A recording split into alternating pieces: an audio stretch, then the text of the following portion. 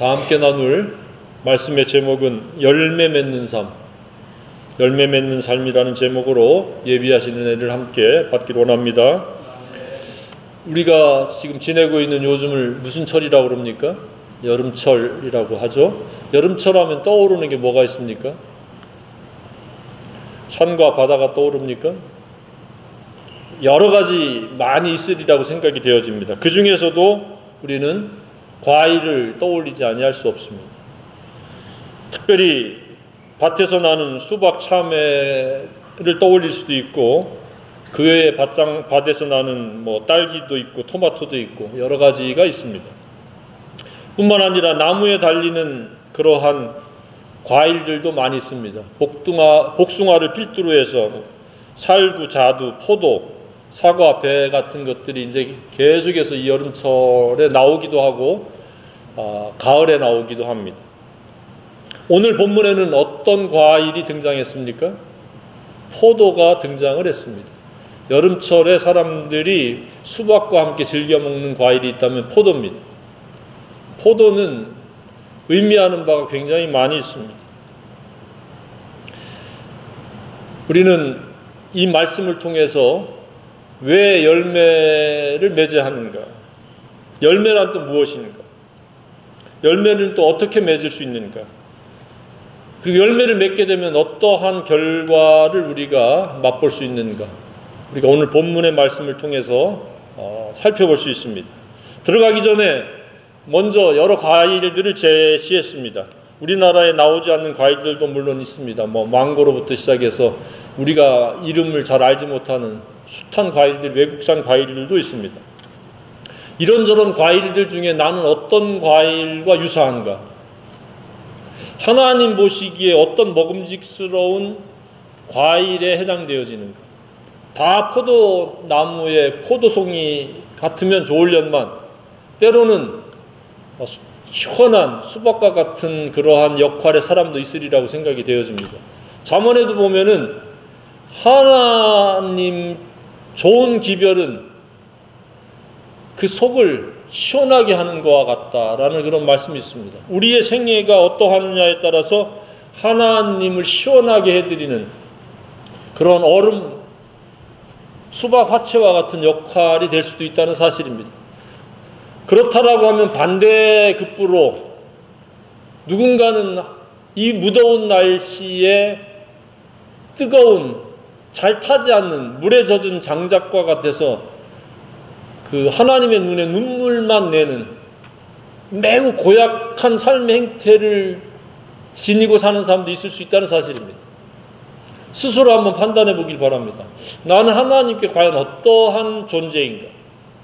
과연 하나님께 영광을 돌리며 하나님 기쁘시게 하며 하나님의 마음을 시원케 해드리는 그러한 존재인가?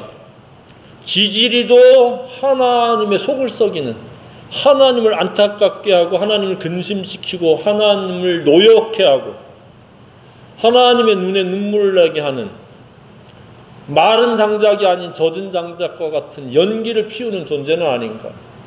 아무도 그런 사람들이 없기를 주님의 이름으로 축복합니다. 젖은 장작 참 짜증나죠. 활활 타야 되는 그 장작이 타지 않고 연기만 훌훌 풍긴다면 계속해서 연기를 들이켜야 되고 또 연기 때문에 눈물을 흘려야 됩니다. 하나님도 똑같은 심정이라고 생각이 되어집니다. 어떤 사람은 정말로 속을 시원케 하는데 어떤 사람은 그렇지 아니하다는 사실입니다.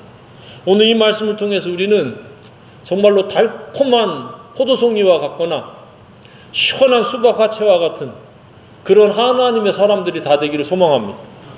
그렇게 될 수 있습니다. 그렇게 되어야 합니다. 그러면 어떻게 그렇게 되어야 합니까? 왜 이 일이 중요합니까? 성경은 도처에서, 특별히 사복음서에서는 이 열매 맺는 것에 대해서 계속적으로 강조하고 있습니다.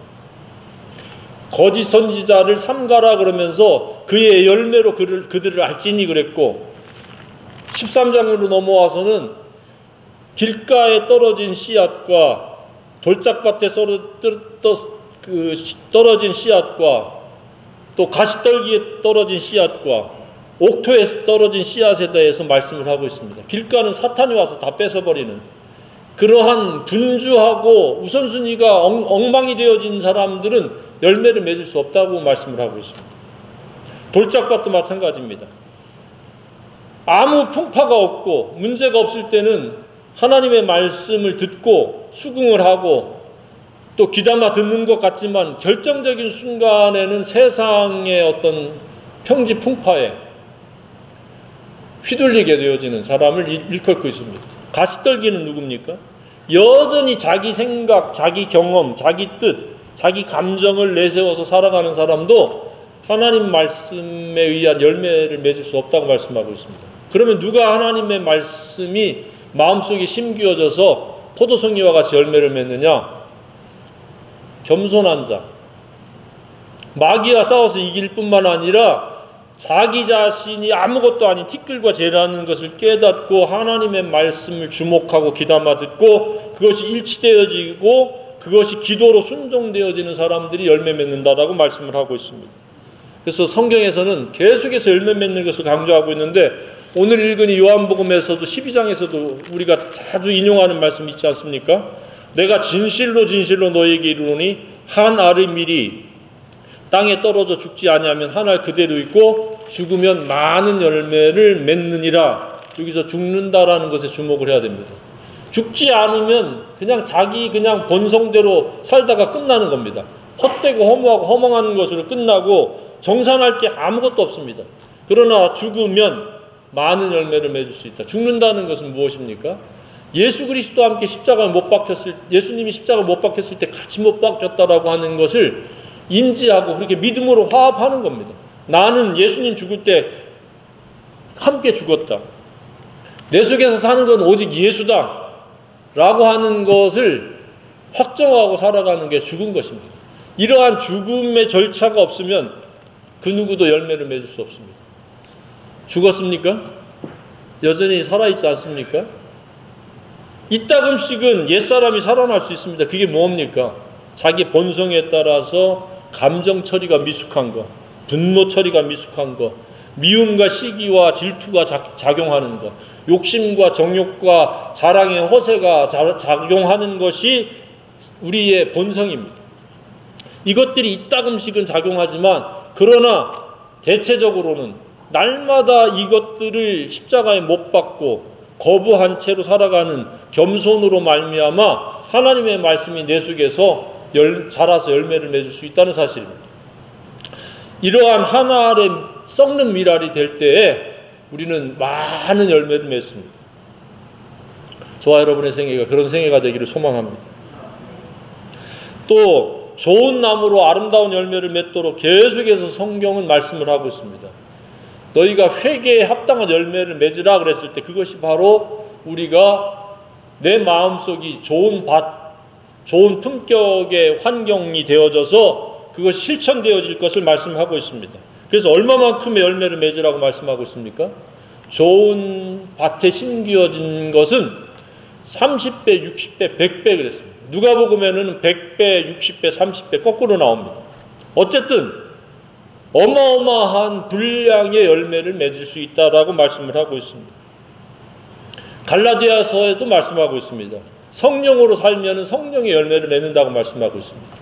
그러면 구체적으로 열매는 무엇인지를 우리가 살펴볼 수 있는데 그 갈라디아서에서는 성령의 열매는 사랑과 희락과 화평과 오래 참음과 자비와 양성과 충성과 온유와 절제니 이 9가지 열매가 열매들이 아닙니다. 복수가 아니고 단수입니다.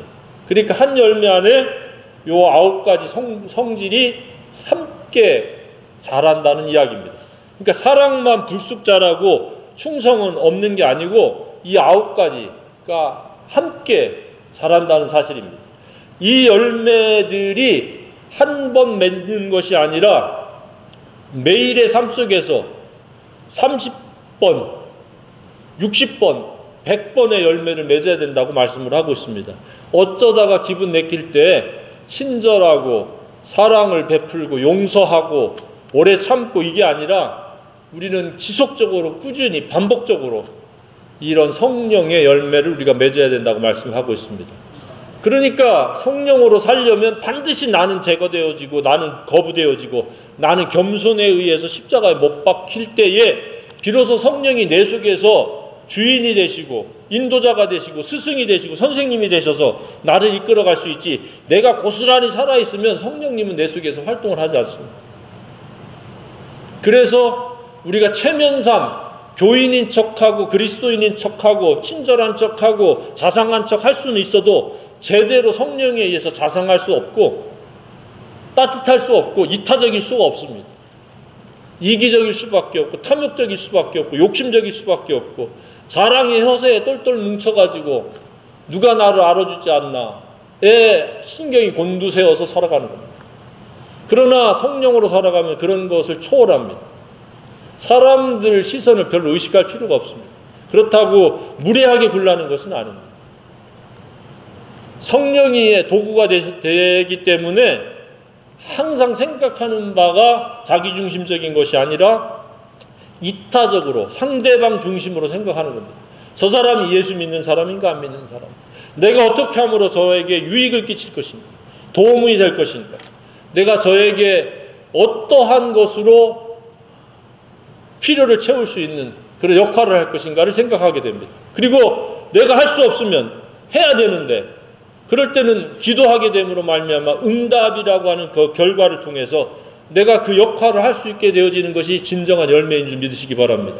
내 것을 내가 애써서 내가 수고해서 땀 흘려서 벌어서 내가 인심을 쓴다, 이것은 자기를 높이고 자기 인정받고자 하는 겁니다. 이 세상에 그 어느 것 하나도 내 것은 없습니다.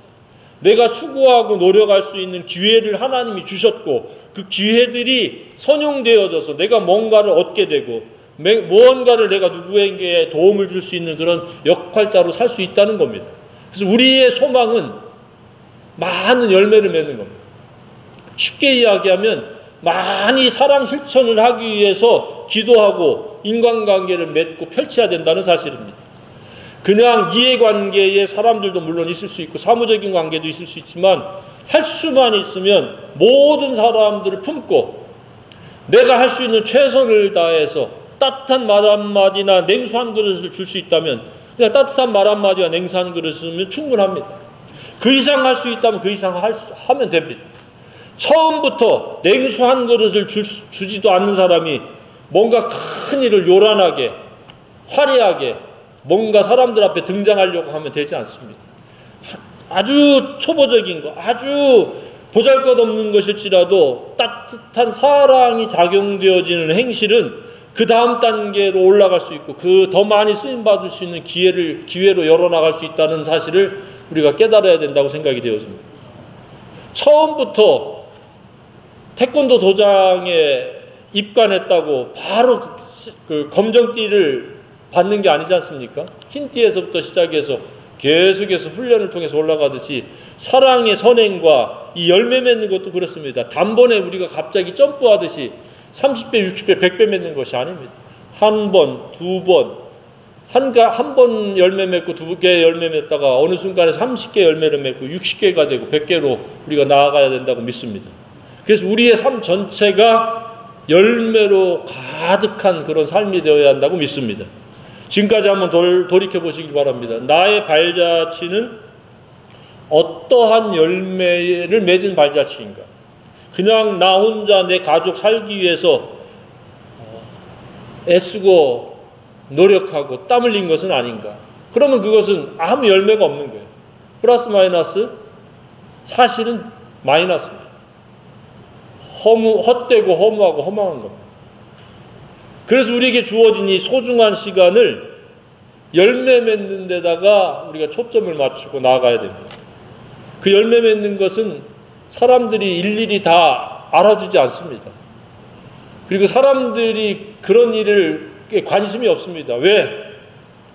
나라고 하는 사람의 그 중심이 돼가지고 오직 내 일과 내 욕심과 내 관점, 나라고 하는 것에 오직 사로잡혀가지고 사람들이 살기 때문에 열매가 무엇이며 유익이 무엇이며 그것은 일부, 극히 일부의 사람들의 이야기입니다. 지금 이 시대도 그렇지 않습니까? 어디선가 누군가가 다른 사람의 유익을 주기 위해서 땀을 흘리고 수고하는 사람들은 극히 일부분입니다. 아니면 대대적으로 홍보하면서 형식적이거나 전시하려고 하는, 과시하려고 하는 그러한 선행들도 적지 않습니다. 근데 우리는 어떤 선행을 해야 됩니까? 산상수훈도 우리가 열매 맺는 삶의 가르침입니다. 오른손이 하는 거 왼손이 모르게 하는. 우리가 선행을 할 때에 나팔 불면서 하는 것이 아니라 정말로 다른 사람이 모르게 그렇게 착한 일을 할 수 있기를 소망합니다. 그리고 착한 일을 할 수 있는 기회가 많이 생길 수 있기를 주님의 이름으로 축복합니다. 어차피 단 한 번의 인생인데 더 많은 착한 일을 할 수 있으면 얼마나 하나님이 흐뭇해하고 기뻐하시고 하나님의 속이 시원하시겠습니까? 그냥 지지리도 욕심부리면서 정욕과 쾌락을 탐닉하면서 시기 질투하면서 경쟁하면서 살아가면 얼마나 하나님이 짜증스럽겠습니까? 그런 분이 한 분도 없길 주님의 이름으로 축복합니다. 할 수만 있으면 다른 사람의 안위를 걱정하고 잘 되기를 바라고 구원받기를 소망하고 복음을 알게 되고 진리를 깨닫게 되기를 소망하면서 주위 사람들을 둘러보면 우리가 할 일이 태산 같다고 해도 과언이 아닐 것입니다. 그래서 우리가 열매 맺기 위해서는 처음에 무엇을 해야 된다고 말씀하고 있습니까? 성경에 예수님과 하나로 연합되어야 한다. 이것을 무려 9번이나 반복을 하고 있습니다. 내게 붙어 있어 내 안에 거하라.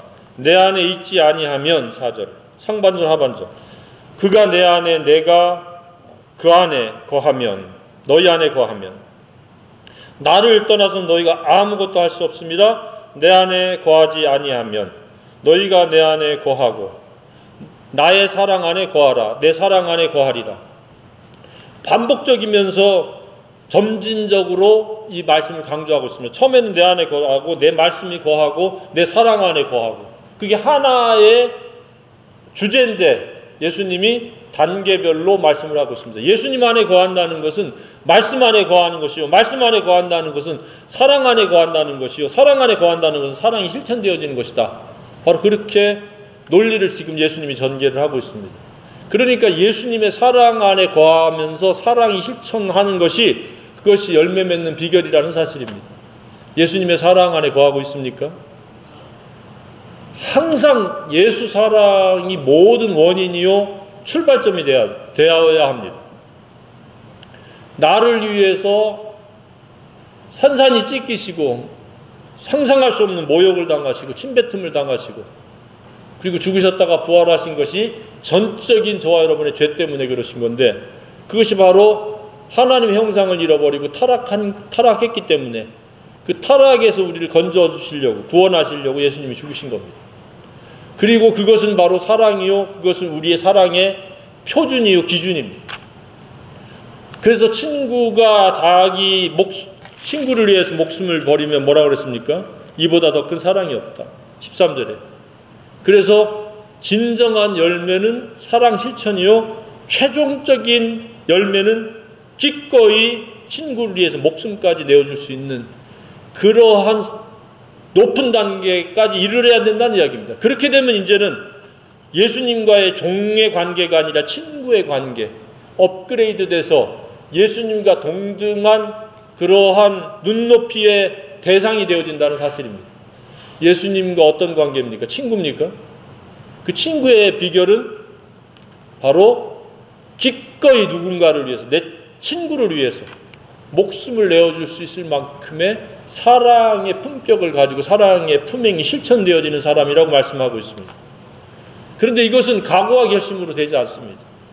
예수 사랑을 깨닫고 예수 사랑과 연합이 되어지면 바로 그러한 삶을 살 수 있다고 믿습니다. 두 번째는 무엇입니까? 예수님의 말씀이 마음에 거하는 거죠. 말씀이 반드시 우리의 품격이 되어야 합니다. 내 각오와 결심이 아닙니다. 그것은 작심삼일입니다. 조석변입니다. 아침에 결심했다가 오후 되면 그것이 산산이 깨어집니다. 그러나 말씀이 내 속에 있을 때 성령께서 그 말씀을 생각하게 하시고 기도함으로 말미암아 그 말씀이 지속적으로 실천되어지고 순종되어지도록 이끌어 주실 줄로 믿습니다. 그러나 내 각오와 결심은 오래가지 못합니다. 그리고 그것은 불가능한 이야기입니다. 어떤 실천도 불가능한 것. 세 번째는 무엇입니까? 그것을 기도로 말미암아 열매가 완성되어지고 성취되어진다는 사실입니다. 성경에 보면 내 말이 너희 안에 거하면 무엇이든지 원하는 대로 구하라. 그러니까 말씀이 1차적으로 내 속에 머무르도록 영적인 환경, 영성 관리를 해야 되고 그런 다음에 기도할 때에 바로 열매를 맺게 되어진다는 사실입니다. 이쯤에서 기도는 왜 합니까? 우리가 이 본문 말씀만 주목해서 보면 기도는 열매 맺기 위해서 기도하는 겁니다. 하나님 뭐 이것 주세요, 저것 주세요. 뭐 내 마음이 뭐 속상하고 이렇고 저렇고 넋두리를 늘어놓을 수도 있겠죠. 하나님께서 다 들어주시니까. 그러나 최종적인 기도의 목적은 내가 사랑 실천을 위해서 기도해야 된다는 사실입니다. 열매 맺기 위해서. 하나님을 기쁘시게 하기 위해서 우리가 기도해야 되는 겁니다. 내 힘으로 될 수 없으니까. 내가 착한 일을 어떻게 해요? 내 게 없는데. 그리고 내 마음은 착한 일을 하고자 하는 마음과 동기가 없는데 성령의 마음을 가질 때 내가 착한 일을 하고자 하는 동기를 갖게 되고 생각을 갖게 되고 그리고 기도했을 때에 기꺼이 내가 누군가에게 유익을 끼치고 도움이 될 수 있다는 사실입니다. 그래서 쉬지 않고 기도하라고 말씀하고 있습니다. 기도가 멈추면 열매 맺는 것도 멈추는 겁니다.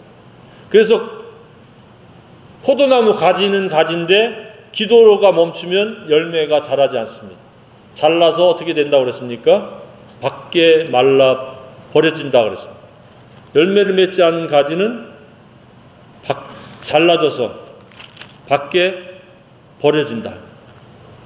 우리가 시간상 안 찾겠습니다. 밖에 버려진다. 그리고 그것을 모아다가 사람들이 불에 사른다고 말씀하고 있습니다. 이것은 무엇입니까? 열매 맺지 못하는 하나님의 자녀는 그만큼 사람들에게 시달리는 삶을 자초하게 된다는 그런 의미입니다. 우리는 열매를 맺음으로 말미암아 그러한 부정적인 결과의 대상이 될 수 없어야 된다는 사실입니다. 우리는 열매를 풍성하게 많이 맺어야 됩니다. 왜 열매를 많이 맺어야 됩니까? 하나님이 영광을 받으실 것이다.